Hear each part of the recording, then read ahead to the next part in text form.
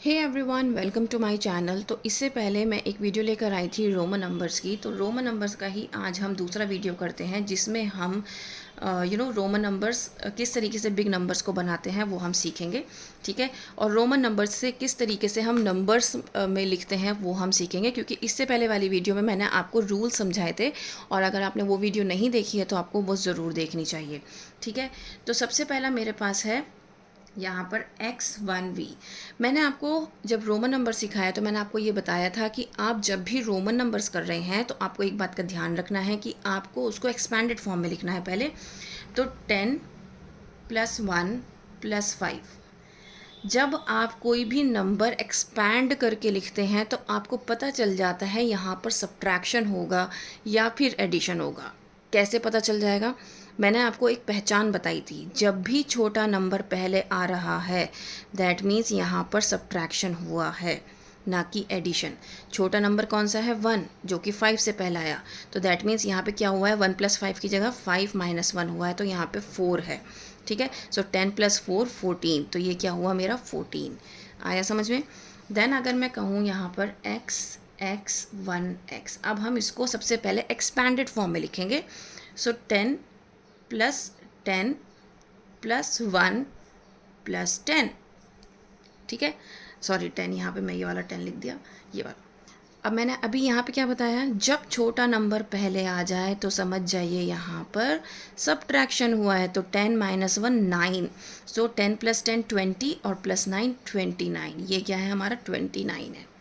ठीक है, अब मैं यहाँ पे कहूँ cx1v।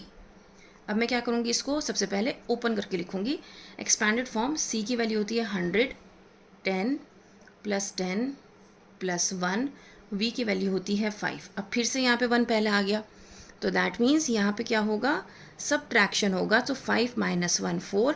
अब मैं ऐड कर लूँगी 100 + 10 110, 100 10 + 10 120, तो ये हो गया 124। ठीक है, उम्मीद करती हूँ ये क्वेश्चंस आपको समझ में आ रहे हैं, क्योंकि ये ज़्यादा टफ नहीं है क्वेश्चंस, ये बहुत इजी फॉर्म में मैं आपको समझा रही हूँ। ठीक है, अब अगर मैं कहूँ आपसे 19, अब इस 19 को आपको क्या करना है? आपको रोमन नंबर्स में लिखना है। तो वो आप कैसे लिखोगे? सबसे पहले तो आप इसको लिखो 10 + 9 एक्सपैंडेड फॉर्म में। ठीक है, 10 + 9 लिखने के बाद 10 ऐसे लिखा जाता है। 9 क्या है?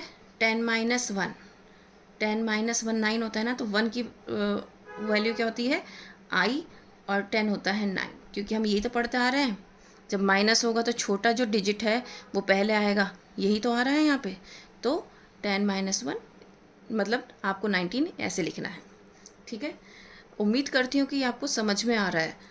और ये वाला जो ये इस तरह के जो नंबर्स हैं वो मैं आपको और समझाऊंगी।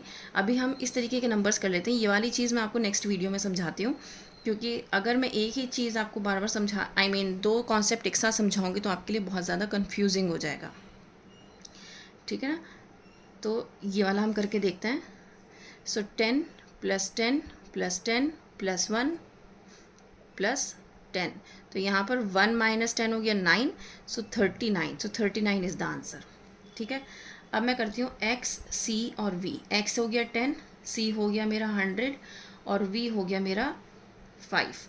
अब यहाँ पर देखो, यहाँ पर 10 100 से पहले है, तो 100 - 10 हुआ, तो ये हो जाएगा 90 + 5, तो ये क्या हो जाएगा? 95। ठीक है ना, समझ में आया? देन x c I, तो x हो गया 10, c हो गया 100 + 1 + 1 + 1।